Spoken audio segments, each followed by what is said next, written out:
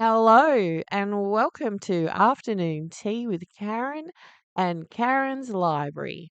I have a celebrity special today featuring Ilan Pappe, who is the godfather of decolonization theory. So, today's meeting title is obviously Is Zionism Finished? We are very honoured to have with us our speaker, Ilan Pappe.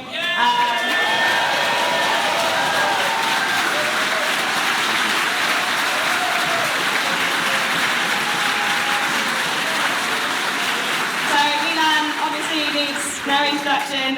He's an acclaimed anti-Zionist historian.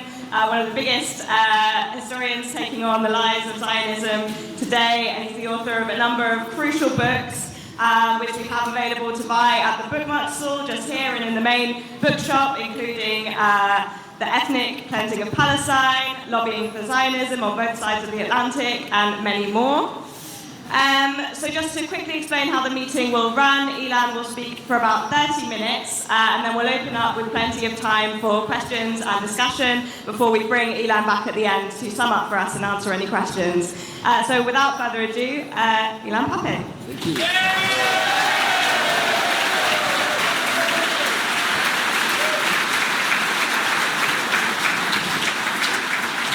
Thank you. It's wonderful to see you all here. Thank you for the introduction, and I will go directly into the topic. It is very difficult, especially in a gathering of a lot of people, to talk about anything but apart from how to stop the genocide in Gaza. As we speak, the genocide continues, and understandably, so many of us are focusing our energies, our efforts on how to stop the genocide as it continues. And yet, I think it is important, while doing it, of course, and keep thinking, is there anything else we can do that we haven't done, given the fact that the genocide continues? It is also important to look into a more distant future, to strategize, to realize or to ask ourselves, are there any processes, undercurrents that may show us that actually what we are experiencing today is the end of a bad chapter and not the beginning of one. History is usually cyclic and not linear. And we are undoubtedly, from the perspective of the people who live in historical Palestine, we are in the worst ever cycle in their history. But is that cycle near an end? My answer is yes. And I know it is irresponsible if I would have said, oh, don't worry, it's a matter of a month or even a year or two, and then you will see a dramatic change on the ground. No, unfortunately, as I say, this would be irresponsible. When we talk with our friends and comrades in Gaza, in the West Bank, inside Israel, we have to be careful not to make promises we cannot keep on the one hand, but on the other hand, it's very clear we cannot send them a message of despair or of hopelessness or helplessness, because they don't have the luxury for our despair and our lack of hope and belief that what we are doing is not only important, but also, in the end of the day, also effective. And what we are doing, even in the case of the genocide, has a cumulative effect. In fact, one of the reasons Israel chose the timing it chose for the attack on Iran was that finally, too late for many people, but nonetheless, it did happen, the discourse, the language of European leaders began to change. And that has to do a lot with the fantastic work of the Solidarity movement.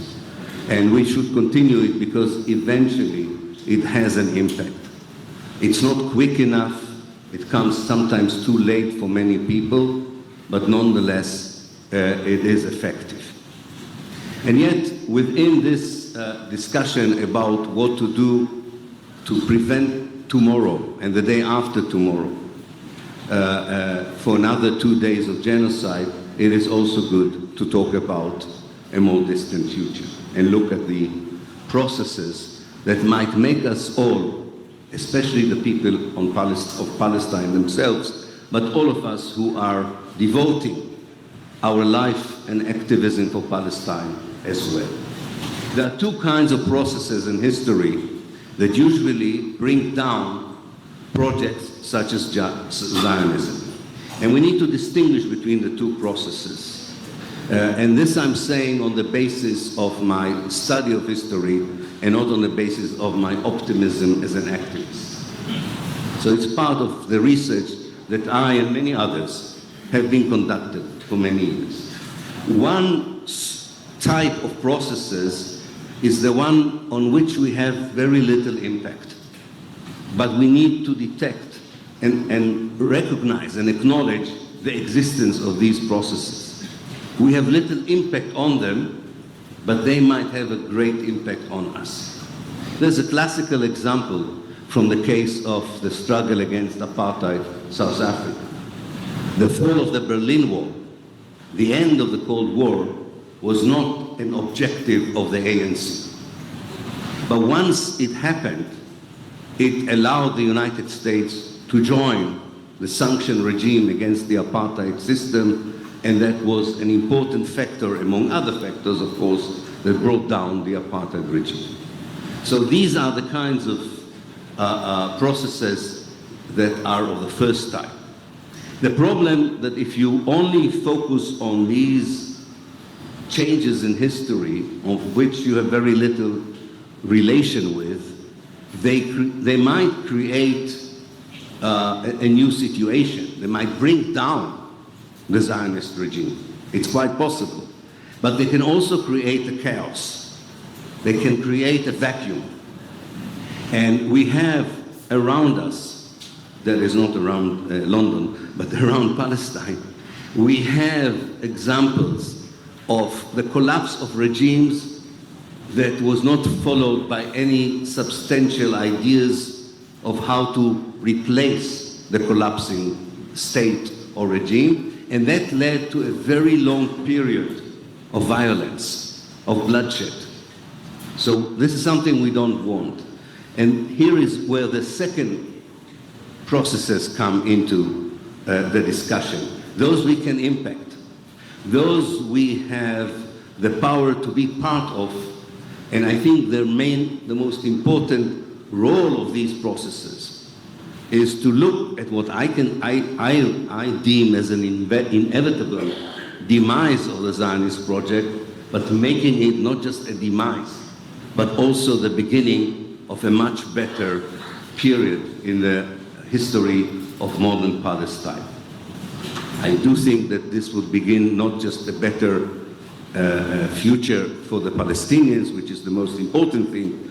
I really genuinely believe it's also a better future for the Jews who live in historical Palestine and the Jewish communities around the world as well.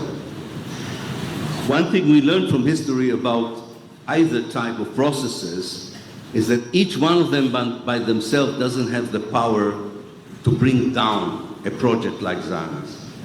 But when they fuse together at a certain historical moment, they become a very powerful, transformative event.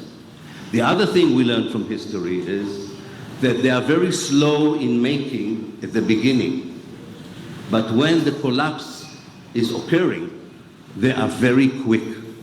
Think about how South Vietnam disappeared in almost 3 weeks. Think about some other regimes that you know of in history, how quickly they collapsed at the end, at the very end. And also we know that the regimes that are disintegrating are most ruthless, are most cruel and callous at the last stages of their existence. This is also something we learn from history. And that explains the particular brutality of the Zionist regime in the last 20 months, which really is a different chapter given everything else that the Zionist movement in Israel inflicted on the Palestinians since the late 19th century. So let me very briefly, first of all, talk about the processes of collapse, of which none of us here has any impact. One is the implosion of the Israeli Jewish society from within. There are very clear indications that that society finds it very difficult to find a cement that would keep it together as an ethnic society, as a national society. And the reason is not the Palestinian resistance and is not our international solidarity movement. The reason is that the idea, that was good timing. The idea that Judaism is nationalism and not a religion is a false idea. And it took time for it to unfold as an impractical idea. But now it's very clear. If you take a religious identity and you claim that it is a national identity, it's not going to work. So now we have these, for the sake of simple reference, we have, if you want, the secular liberal Jews versus messianic, theocratic, more traditional Jewish section of society. And they really thought for many years that the existence of the so-called external enemy would keep them together. And then came the last 20 months and proved that that is not working either. In fact, the level of hatred and animosity between these two sections of society sometimes sometimes is far greater than the animosity that they display towards the Palestinians. And this disintegration from within, this implosion from within, is one very important, by no way the only one, indicator of the imminent collapse of the Zionist project. One particular group is taking over, the more messianic group, I called it recently the state of Judea. They are taking over Israel. They're already dominating the political system, the army, the secret service. The last bastion that they want to take over is the judicial system, but I believe that they will succeed in doing that as well. And in that respect, you will have a very clear message to the world: we are a fanatic, racist, messianic state. And in fact, if you read what they are talking about and what they are planning, their ambition goes far beyond the borders of historical Palestine, into the south of Syria, into the south of Lebanon. And these are people who would be in the possession of atomic bombs, a very strong air force, and yet would lack the social validity.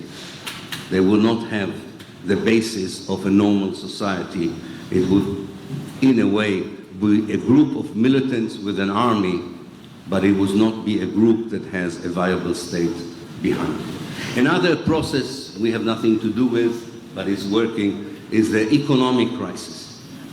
Until recently, until the 7th of October 2023, Israel needed $3 billion a year from the United States to sustain its economy. In the last 20 months, it needed $14 billion to sustain it. And the bill will be doubled and tripled in years to come. And whatever we think, and I know that we share the same ideas about the present political composition of the regime in the United States, they are not very happy about the idea of investing that much of money, that money in projects such as Zionism, especially when they have much better projects, unfortunately, in some of the Arab countries around Palestine.